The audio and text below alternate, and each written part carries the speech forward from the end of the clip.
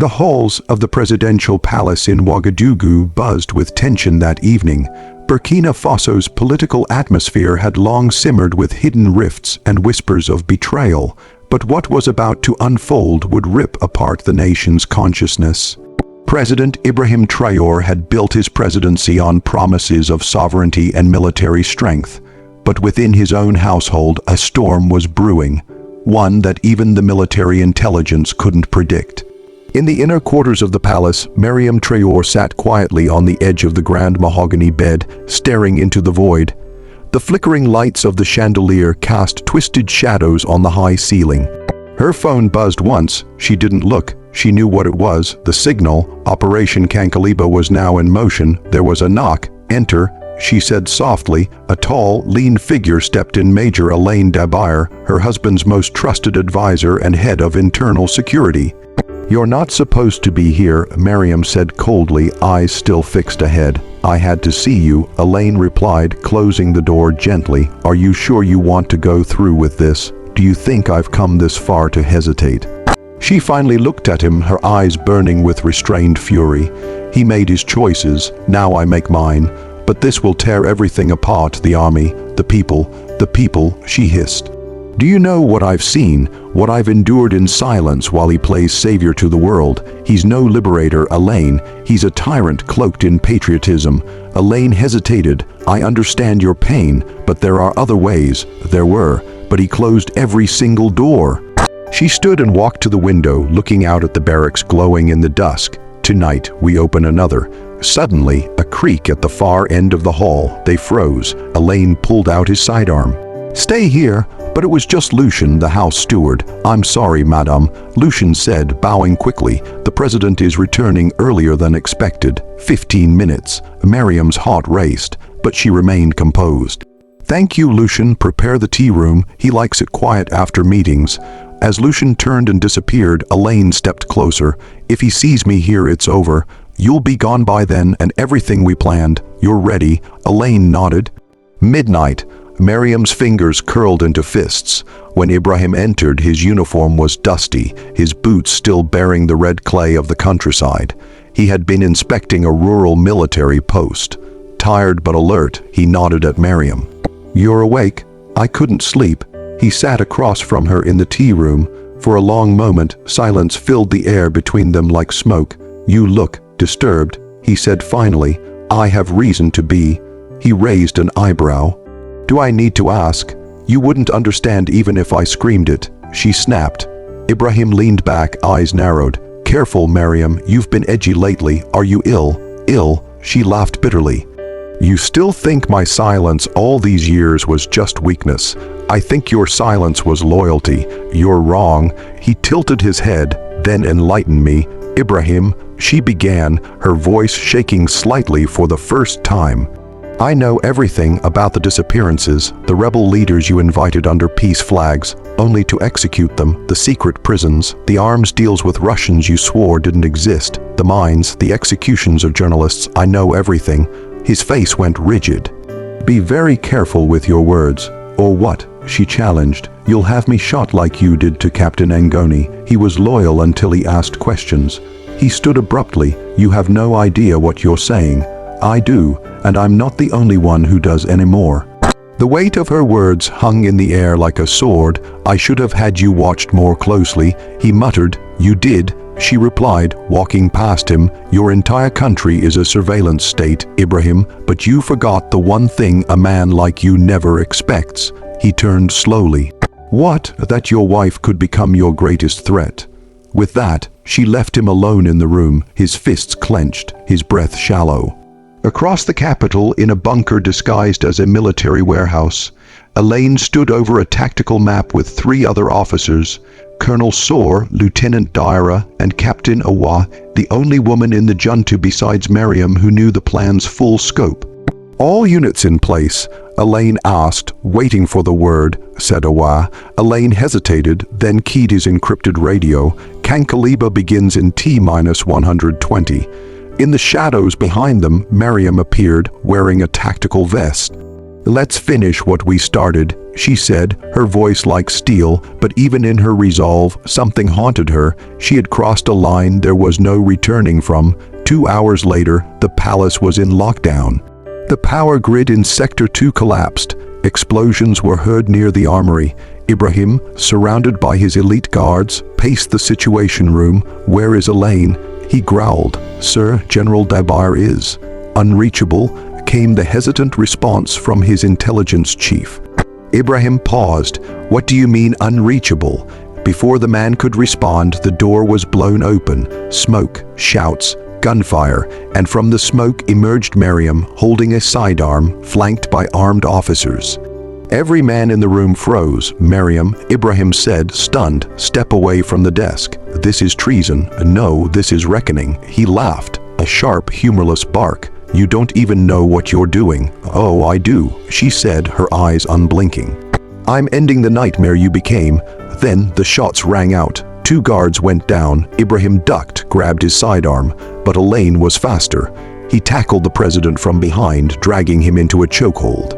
"You did this?" Ibrahim shouted. "You betrayed me." "No," Elaine said grimly, "you betrayed yourself." Blood, screams, shattered glass. Within minutes, the president was restrained, handcuffed, and hauled away under the stunned eyes of what remained of his loyal guards. Miriam stood over him. "You never saw it coming," she said softly. He laughed again, even through the blood. "You think it ends here, my people. They'll never follow you." "I don't want them to," she replied. He blinked. "Then who are you doing this for?" "For the truth." She turned to Elaine. "Take him to Bunker 4. No announcements yet." "Yes, madame." As they led Ibrahim out, he looked back at her one last time. "You'll regret this." Miriam didn't flinch, but as the doors slammed shut behind him, a tear rolled down her cheek, not for him, but for the country, and for what was yet to come. Bunker 4 was built beneath an old French colonial fortress, now buried under layers of reinforced concrete and guarded by a private militia so off. Books, even the defense ministry, didn't acknowledge its existence.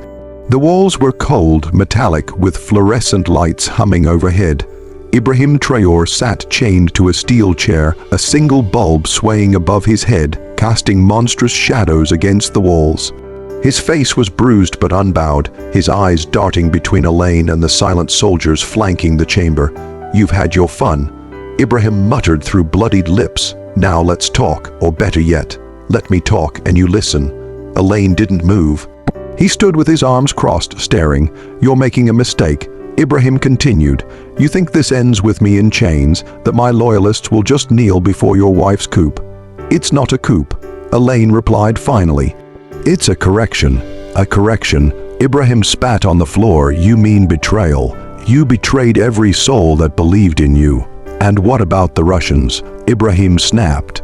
"You think they'll just accept this? You know how deep our alliance runs. This isn't just about Burkina Faso anymore. You've opened a front you cannot contain." Elaine turned away, the muscles in his jaw clenching. Meanwhile, across the city in a hidden chamber beneath the old UN embassy, now turned safe house, Miriam Traore stared at a wall plastered with documents, photographs, recordings, and maps. Each thread connected a part of her husband's hidden empire, offshore accounts, covert mercenary operations, trade pacts signed in secret. Her fingertips brushed a torn photograph of a child, Khalil, their son, who died 3 years ago in what the world was told was a car accident. But it wasn't. Ibrahim knew, said Awa quietly, stepping in, about the minefield they didn't declare to the UN, about how Khalil's car went through the wrong route. He knew and said nothing. Miriam nodded slowly, but her voice was distant. "I buried my son with my own hands," and he gave the eulogy with dry eyes. There was a silence. Then Miriam turned sharply. "We released the documents at dawn." Awa blinked. "All of them." "Yes, no more secrets. We burned the rot with the light." "But Miriam," Awa started. "I said all of it." At that moment, a sharp beep echoed from the room's encrypted terminal, a coded message from inside the National Army Command. Phase 1 of the Loyalist mobilization underway. General Ouedraogo declared the coup illegitimate. Counter-insurgency initiated. Miriam's fingers stiffened. "We need to talk to General Sankara," she said. "He won't back our Drago. He's old guard, but he hates Ibrahim's militarized foreign policy. But he's in Tenkodogo and comms are down." Then we go there. Awa blinked. Now. Meanwhile, deep inside Bunker 4, Ibrahim leaned back in his chair, his smirk returning. "You think she's different from me?" he asked Elaine. "Give her power, give her a taste of blood, and she'll become exactly what I was. You think you're building a new nation, Elaine? You're just building another prison. Different wallpaper, same chains." Elaine stepped forward. "You don't know her. I knew her before you did," Ibrahim snapped. "You think she came to you with this idea? I planted that seed. I made her this way. Every cold silence, every ignored plea, every sacrifice. You're not liberating her. You're finishing the script I started." Elaine's fist connected with Ibrahim's jaw before he realized it had moved. Blood trickled down. Ibrahim laughed. There he is, the true revolutionary. Back in the skies above central Burkina Faso, Miriam's military transport helicopter dipped low through dust and wind. Her eyes were fixed on the horizon. Awa held onto her headset. "Ma'am, we have trouble," the pilot said. "Unidentified bogies approaching from the northeast. Fast movers, likely Russian drones, hostile. Jam their signals," Miriam commanded. "We can't. They're relaying via satellite," Miriam cursed under her breath. "Evasive maneuvers. Get us down somewhere safe. Nearest zone is 3 clicks east of Kupela. Do it." The chopper dropped sharply, zigzagging through the hot air. Within moments, they were on the ground, running through low grass into a dry ravine. Russian surveillance this deep means Ibrahim activated the Karkar files. Awa said breathlessly, "They're not going to let this be a local conflict anymore. That's what I'm counting on." Miriam replied, pulling a satellite phone. "Dial Ismail Diallo, Sierra Leone's intelligence chief. He owes me. Tell him to leak the footage from the Wahigao massacre. That footage was buried years ago. He has it. Once that hits the net, the whole continent ignites." Miriam looked at her. "Then let it burn."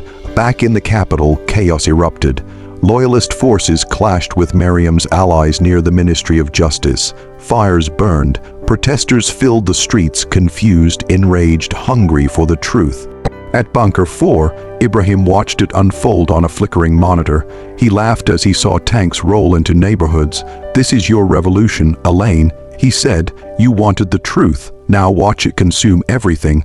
Elaine didn't respond. He stared at the screen, at the chaos, at the smoke. Then a voice came through his earpiece. "Sir, the guard said he's here." "Who?" "General Soleiman Sankara. He's brought 50 of his own men." Elaine's eyes widened. "In the capital?" "Yes, sir, and he wants to speak to the First Lady, urgently." Moments later, Miriam, still covered in dust and sweat from the ravine escape, stepped into a sealed video link chamber. Sankara appeared on screen, a grim shadow in his old military blues. "You are not the future," he said flatly. "I never claimed to be. You brought blood into the palace, so did Ibrahim. I was loyal to your husband because he fought foreign domination. So did I," she snapped. "But while he fought the West, he sold our land to the East." Sankara paused. "You're not like him," he said finally. "No, but that doesn't make you ready. I'm not asking for the presidency." He frowned. "Then what are you asking for?" "The truth, unfiltered, no more lies. Let the people see everything. Then they choose, not me, not you, not another colonel in a uniform." Sankara sighed. "The truth is a fire, Miriam. It doesn't stop when you light it." She stared into the screen. "Then let it burn." Sankara nodded once. "I'll hold the barracks 48 hours. After that, I won't protect you. That's all I need." The call ended. Back at Bunker 4, Ibrahim watched the live stream as thousands of documents, photographs, voice notes, and videos began flooding across African media. The silenced journalists, the underground prisons, the bribes, the foreign deals, some even implicating other leaders. "This is madness," Ibrahim murmured. "You're opening every door to chaos. This will kill us all." But no one was listening anymore. Even Elaine stood in stunned silence as the world reeled from the dump. Burkina Faso was not alone anymore. Then something strange happened. The monitor flickered. A new broadcast appeared. unauthorized, a masked figure in military uniform, speaking in Arabic accented French. "This revolution is not yours," he said. "Burkina Faso is ours. The Islamic State has been watching, and now we strike." Alarms screamed. Elaine turned to Miriam. This was what he meant. The front we cannot contain. Explosions echoed in the distance. Then a voice crackled over the radio. Multiple breaches in Sector 6. Armed units, black flags. Miriam stood frozen, and then she said softly, "Ibrahim was never the disease." She turned to Elaine. "He was the symptom." Outside, the capital began to fall into something worse than civil war, and Miriam, once the quiet wife in the shadows, now stood at the center of a firestorm she had sparked with her own hands. The night had descended with an eerie stillness over Ouagadougou, but the silence was deceptive. Beneath the calm, the city had fractured into 1,000 pieces, each one inflamed by fear, ambition, and vengeance. The presidential palace had become a war room lit by flickering power grids, and powered by whatever backup generators hadn't been sabotaged yet. Miriam stood at the heart of it all, her eyes bloodshot, her clothes stained with ash and sweat, a sidearm holstered at her hip that hadn't been there just 3 days before. On the giant display screen, feeds streamed in from every corner of the nation. Islamist militants had penetrated from the northern border riding in Toyota pickups draped with black flags, chanting war songs as they descended on abandoned outposts. In the capital, the military was splitting. Some units were still loyal to Ibrahim, others followed Miriam, and a growing faction, young, untrained but hungry, was following no one. "Madame President," said Awa hesitantly, stepping toward her with a satellite tablet in hand. "I'm not president," Miriam snapped, but the assembly voted unanimously. "Under siege." "Still," Awa said gently, "you're the only one holding this together." Miriam didn't answer. Her eyes had moved to a flashing red sector on the map. Bobo Dioulasso, the economic lifeline of Burkina Faso, and now under siege by a hybrid force of Wagner mercenaries and opportunist jihadists, both claiming ideological righteousness but fighting over the same gold, rich soil. "They want to break the country before sunrise," Miriam muttered, "and we're giving them the tools." A door slammed open. Elaine strode in, face pale, lips drawn thin. "We have a bigger problem," he said. "Bigger than total collapse." Miriam raised an eyebrow. "Ibrahim is gone." The words hung like smoke in the air. "Gone." Bunker 4 was hit. Precision strike. Looks internal. "Is he alive?" she asked quietly. Elaine shook his head. "There's blood, no body, just his chains left on the floor." For a moment, Miriam was silent. "Then he did this. He planned this. The jailbreak, the broadcasts, even the jihadist incursion. He made himself the necessary evil. He knew we would try to fix things. He knew the world would watch, and he knew exactly when to disappear." Elaine placed a hand on her shoulder. "What do? We stop thinking like bureaucrats," Miriam said, "and start thinking like survivors." That night, inside a dimly lit safe house in Niamey, Niger, a man with a bruised face and a new identity stood by a window overlooking the rain-slicked streets. His name was now Abdoulaye Koita, and his face had been surgically altered just enough to fool facial recognition software. A glass of red wine shimmered in his hand. The TV in the room was playing back footage of Burkina Faso's descent into chaos. Behind him, a man in a dark suit spoke in crisp Russian. "You made it out." "I always do," Ibrahim replied without turning. "You left a trail." "No," he said, "I left a message." The Russian tilted his head. "To whom?" "My wife." The Russian laughed. "You're still playing chess even now." "I taught her the game," Ibrahim said, "but she added her own rules. And if she wins, she won't." Back in Ouagadougou, Miriam was sitting alone with a single piece of paper. One of the last letters Ibrahim had written before his escape. It was unsigned but unmistakably his. The handwriting, the phrasing, the veiled threats masquerading as philosophy. "You called yourself justice, but justice without power is just poetry." Miriam whispered the words aloud, then lit the page with a match. She turned to Elaine. "We need the Americans." Elaine blinked. "After all the exposure, after you leaked the drone files, the Guantanamo intel, the satellite logs, we don't need their friendship," she said. "We need their fear." She marched into the war room and barked orders. Connect me to CENTCOM, AFRICOM, and the French Foreign Intelligence Service. We're going to offer them something they can't ignore. Awa paled. You mean the deal? Miriam nodded. It had been her last resort. A black file named Project Ouagadougou Sunset, a list of active nuclear materials trafficked through the Sahel, including coordinates of rogue uranium stockpiles and evidence of covert Western weapon testing in the region. If released, it could unravel every major Western intelligence operation in Africa. But used correctly, it was leverage of the deadliest kind. Hours later, a call came through. The voice on the other end belonged to General Marcus Keegan, head of AFRICOM. You're holding a nuclear pistol to our temple, he said dryly. No, Miriam said, I'm offering to holster it if you help stabilize this country. Drones, communications, surveillance, air support, and no boots on the ground. Keegan exhaled. That's a tall order, Mrs. Traore. I'm not asking. I'm telling you that if this country falls, 100,000 refugees head toward your embassies and borders, carrying the knowledge I just released. There was a pause. Then we'll respond within the hour. As aid began moving discreetly into Burkina Faso's airspace, Miriam stood over a map. There's one name missing, she said to Elaine. He frowned. Whose? General Ouedraogo. He vanished after the vote. He didn't vanish. He's waiting, watching, betting we burn ourselves out, and then he'll walk into the ashes. So what do? We find him, and we make him choose. Meanwhile, in the jungle just outside Kaya, a mobile command unit, it was operating silently. Ouedraogo sat in a chair under canvas, watching satellite relays of the city in flames. A glass of imported whiskey sat untouched. His eyes flickered with memories of parades in the capital, of medals pinned to his chest by Ibrahim, of a time when he believed power could be wielded without becoming part of the monster. He heard footsteps behind him. A figure stepped into the light, gun in hand, face half covered. You're late, Ouedraogo said. Traffic. Ibrahim replied. The general stood slowly. You should be dead. I needed to disappear so that I could return on your terms. Ouedraogo narrowed his eyes. You want an alliance. I want revenge. She's got the world behind her now, the West, the data leaks. Even the Islamists are too afraid to touch her directly. She's just a woman, Ibrahim said. She's the nation now. Then we tear down the nation.